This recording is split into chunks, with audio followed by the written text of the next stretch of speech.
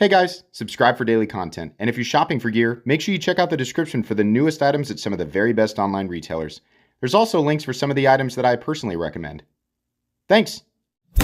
What's going on, YouTube? Metal Complex here, and today I've got another short little unboxing video to share with you guys. Truthfully, this all came in the same package that the Guthrie came in, but I decided to do the Sencut and Civivi stuff separately. One of the knives here, specifically the Civivi, is something I have been waiting on and commenting on a lot whenever I tour Blade HQ's site. I always see it as coming soon, and I've been super interested in it, so I'm really excited to get it open and see what it's like. Thanks so much to We Knives for sending this stuff in. This will all be linked down in the description. You guys can check this stuff out if you want to. I'll have individual and specific links. So we're going to start off with the Sencut here. I haven't actually looked at the piece of paper. We'll look at it here in a second. Yeah, if you're new, Sencut, Civivi, and We are all the same company. Sencut tends to be their least expensive stuff. Civivi tends to be slightly more expensive, but also slightly more, I don't know, I guess personality. And then the We Knives tend to be they are the most expensive. So what we have here, the Cybrix. They're like, you know what letter of the alphabet just isn't used enough? X. Let's start putting X in like 50% of the knives that we create. Black aluminum handle, black 9CR 18 MOV blade. Okay. Probably looking at about 45 bucks. Oh, it's a little button lock.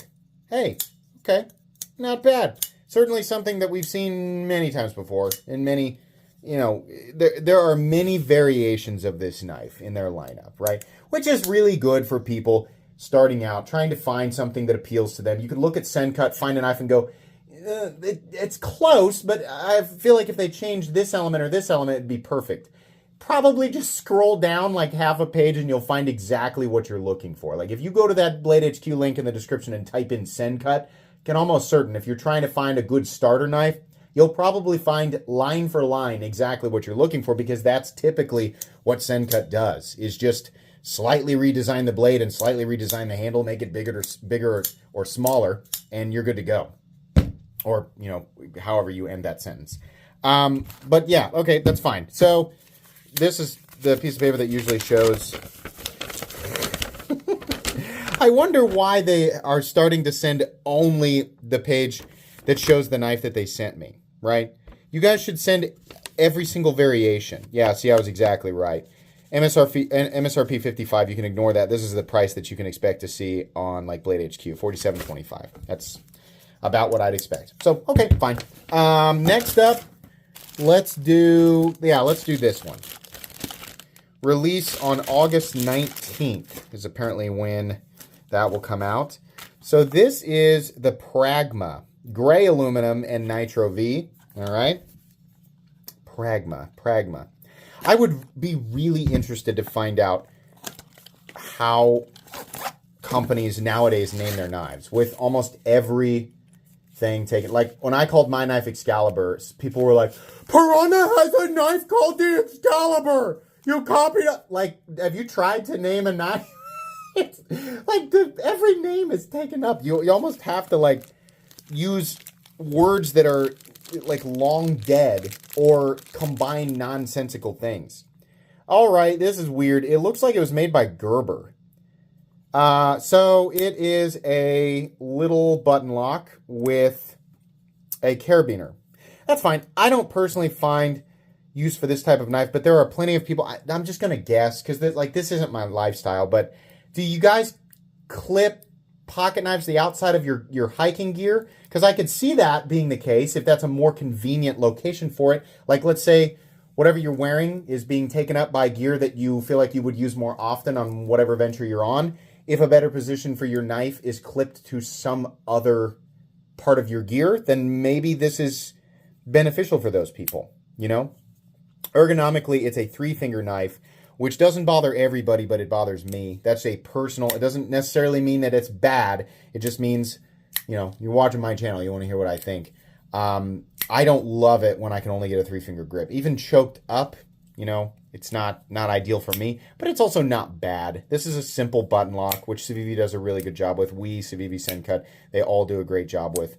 So no complaints there. Aluminum, what do they want for this? Where's the little piece of paper? So Yeah, once again, just sending me. By the way, the steel that they do the best with in terms of heat treatment, like 5961, if you ask a few people who've been around for a bit, like how's that range for CPM 20 CV? Most people would say, 59 no, 60 to 61 is fine, right? For Nitro V, that's very good. That's exactly where you should have that. Okay, MSRP 70 bucks. They want 59, probably a little high. Nitro V isn't necessarily hyper expensive, but then again, Nitro V is a steel composition that you will see on custom knives sometimes. That's typical for Civivi, I guess. It's just it's not something that I absolutely love. That's going to come down to preference. There's a lot there that's just kind of yikes. This one, the Hid, that's what it's called. Okay, Brown G10 and 14C28N. That's heavy. All right. I had a feeling this was going to be on the larger side. Twice now, you guys, if you watch my retailer tour videos, twice now I've come across this and stopped to talk about it because I think that it's interesting. Oh my God, it's huge. Oh, it's like comically larger than I thought it was going to be. Oh my gosh, oh step hell. All right, look at this.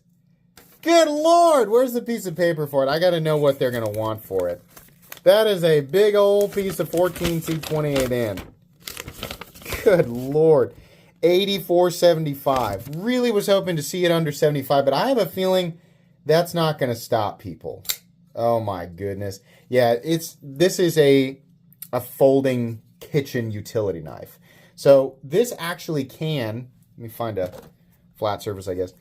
Laying this down, you can absolutely get all the way to the back of the blade, which, if you're doing some, this isn't like going to replace your kitchen knife. Man, this is cool. I'm sorry. I'll get to what I'm saying here in a second, but sometimes what was that? Oh, there's a little bit of sing there in there's just the surface, the bearings on the surface there, but oh yeah. Little bit of a ledge there. Just enough. It's not going to be perfect, but you can get it. So this isn't going to replace your kitchen cutlery. Like somebody who does, like let's say you're a chef.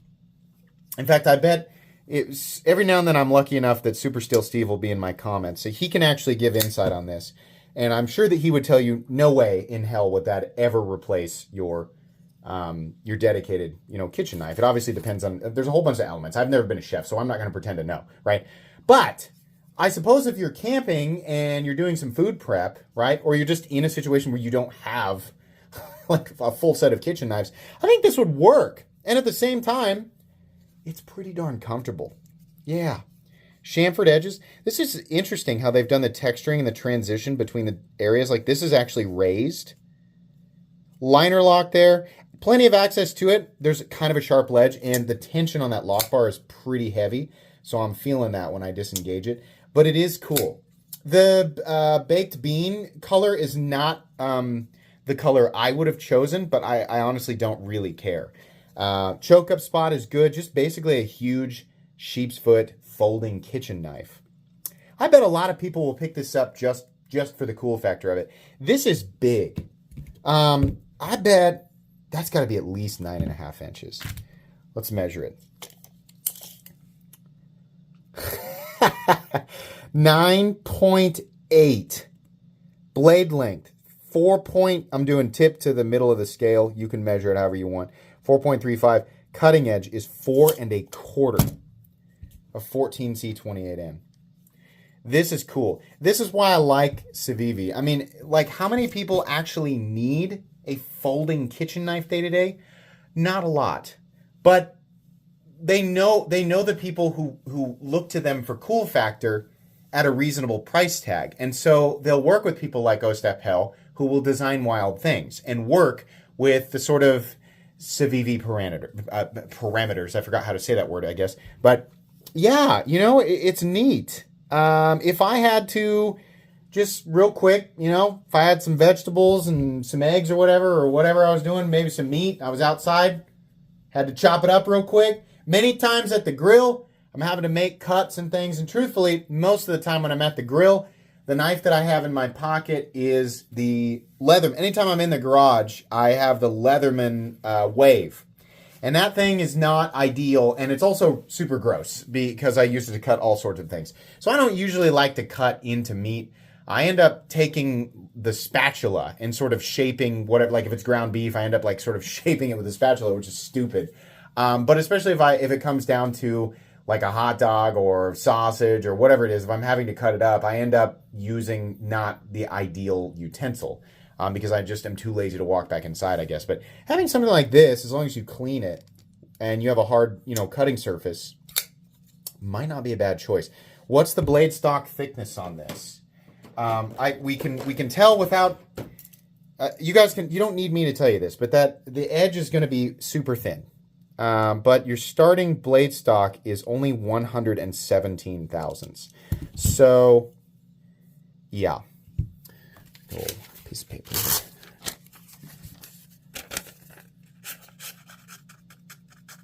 Yeah, it's ridiculously. I mean, like it's wanting to bite like immediately. Let's see if I can just.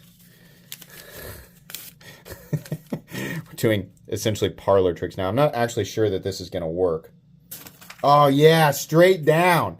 Wow, wow. What does that mean? Oh my God. Yeah, that's crazy.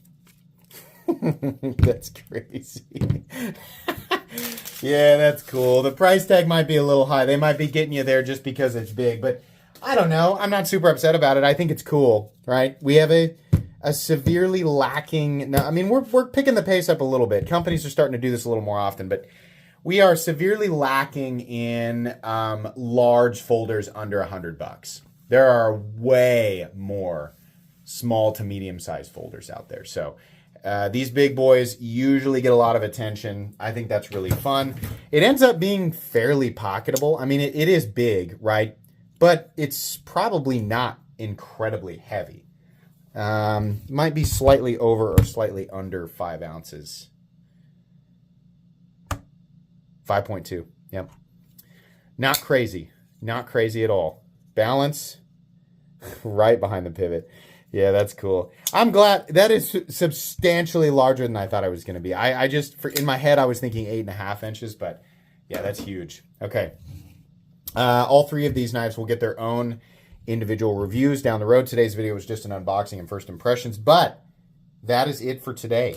Please make sure to follow me on Instagram at metal_complex. If you enjoyed this video, leave a like. If you'd like to check out my other content, I do, of course, have lots of videos of knives that are either expensive or inexpensive that I do or don't like, so check those out. And if you enjoy all my content, go ahead and click on that Metal Complex logo right there and subscribe because there's definitely more coming. Thanks again for watching, everybody, and have a great day.